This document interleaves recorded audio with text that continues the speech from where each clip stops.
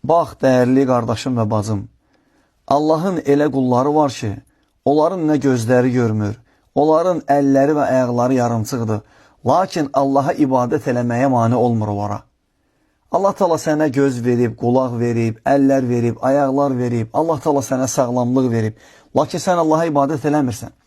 Allah Taala deyir ki, ələm nəcəəlləhu ayneyn, biz ona iki göz, və lisanən və şəfəteyn, bir dil, iki dodaq vermədiyimi.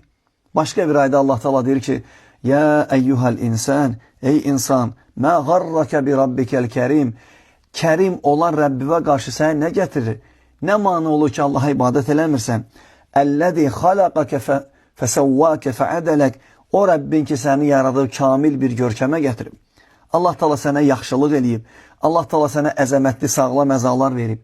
Xəstə qulları Allaha ibadət eləyir, lakin sən sağlam qul Allaha ibadət eləmirsən. Heç sənə yaraşarmı? Sənə yaxşılıq edənə qarşı sən pislik eləyəsən. Hətta sənə yaxşılıq eləyən insanlara qarşı pislik eləmirsən. Allah sənə ən yaxşı yaxşılıq eləyəndir, lakin ona yaxşılıq eləmirsən, ibadət eləmirsən.